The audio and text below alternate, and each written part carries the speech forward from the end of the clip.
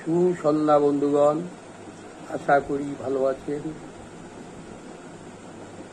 বর্তমান এই সংকটকালে আমাদের ভেবে চিন্তে পথ চলা, কিন্তু আমরা এখনো বিপদ দেখতে পাচ্ছি না,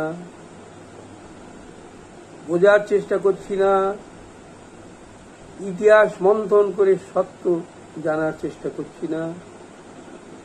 কেউ কেউ সত্য জানালেও সেটা হাসি উড়িয়ে দিচ্ছে।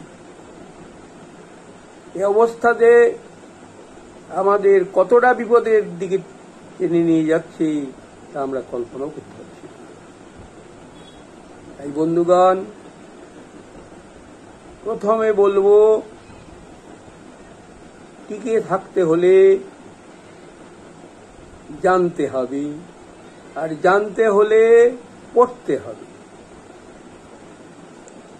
বিভিন্ন লোকের লেখা আমরা পড়ব, কিন্তু যুক্তিতর্ক দিয়ে ঠিক করব কোনটা সত্য কোনটা মিথ্যা।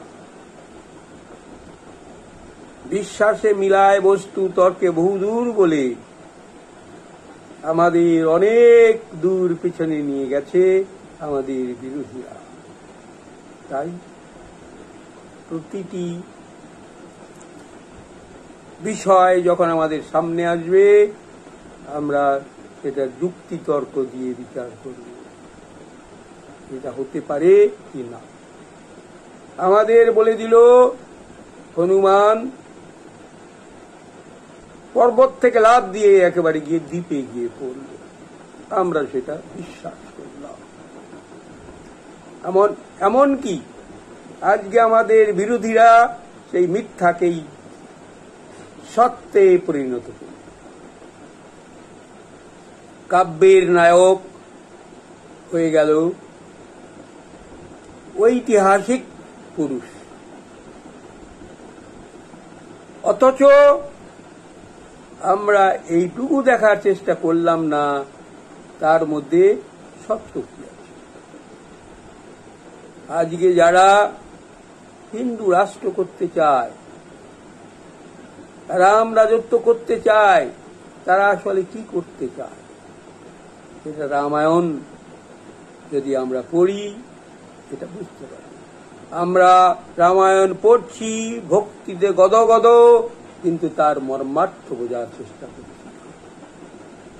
বাবা সাহেব বলেছেন, হিন্দু রাষ্ট্র যদি হয় তার থেকে খারাপ কিছু হতে পারে না।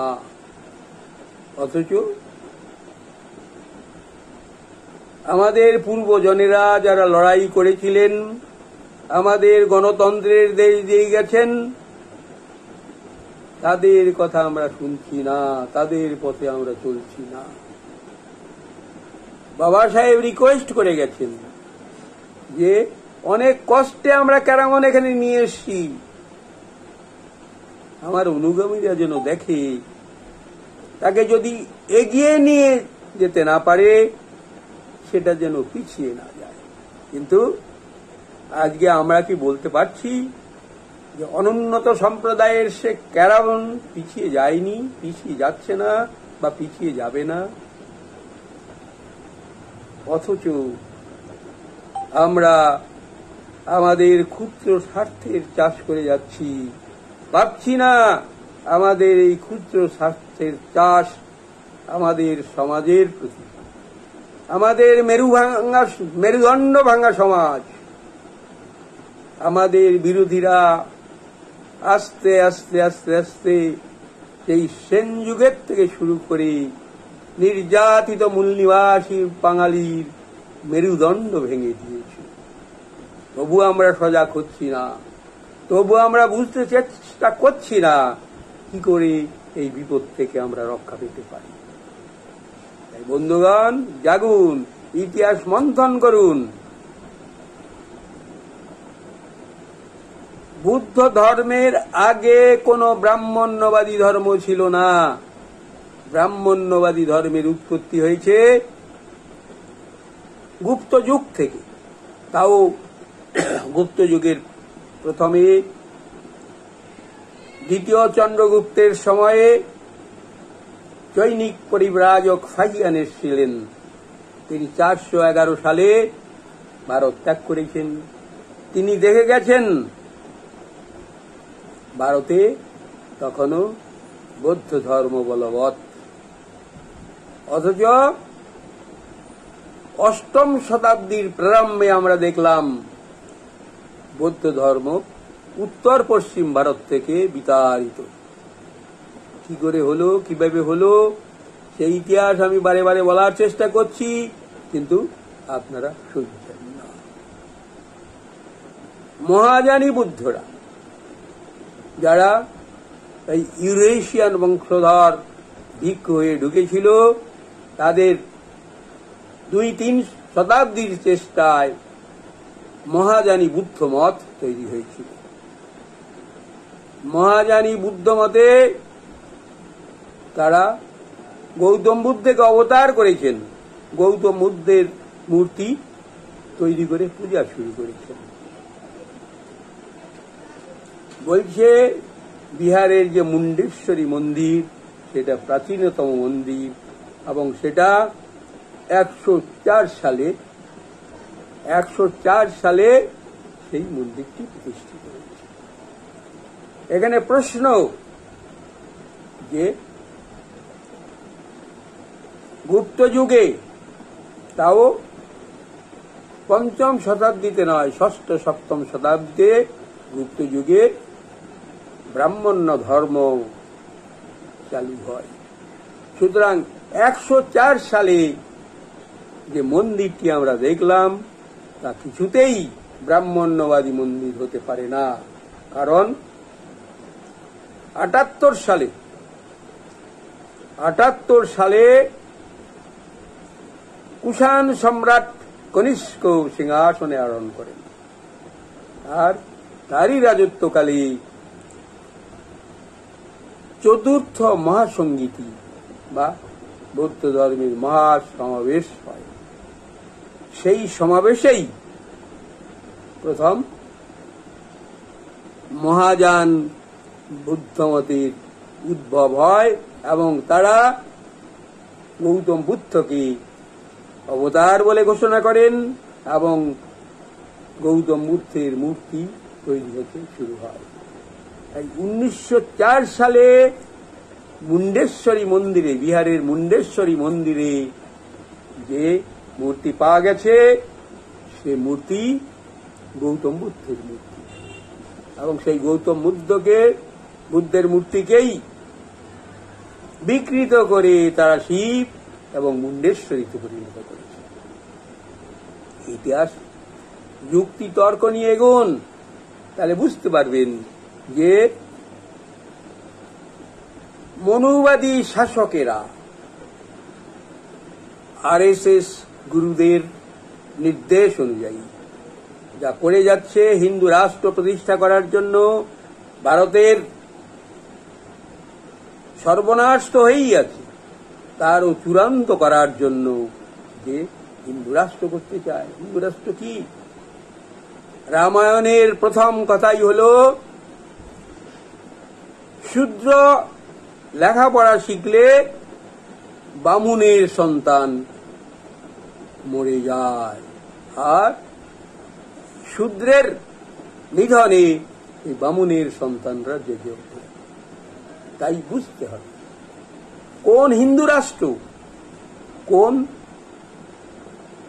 রাম রাজত্বে আমাদের নিয়ে যাচ্ছে আরএসএস গুরুদের প্ররোচনায় মনুবাদী শাসকেরা। তাই বন্ধুগণ, বাঁচতে হলে ইতিহাস মন্থন করে নিজেকে জানতে হবে, শত্রুকেও চিনতে হবে। আমরা শত্রুর প্রশংসায় অনবরত আমাদের বিজি রাখছি, কিন্তু যারা আমাদের আজকে স্কুল কলেজে পাঠিয়েছে, যাদের জন্য আমরা কিছু জানতে বুঝতে পাচ্ছি, তাদের কথা ভাবছি না, তাদের নির্দেশ আমরা মানছি না। আমরা ভয় ভক্তিতে জড়সড়,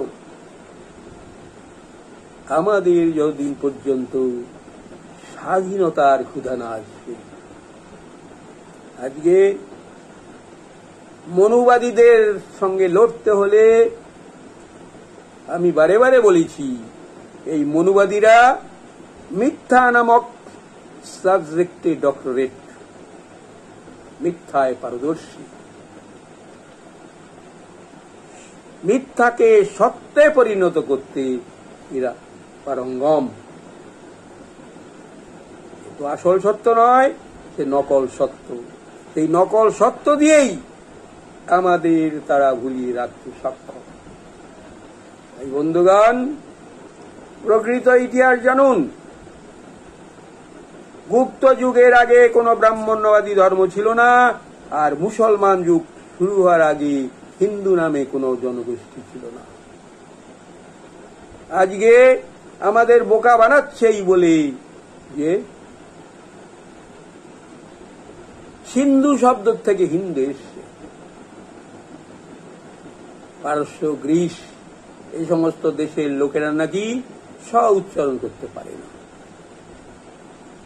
যে দেশের নাম পারস্য, যে দেশের নাম গ্রিস, সেই দেশের মানুষেরা নাকি স উচ্চারণ করতে পারে না।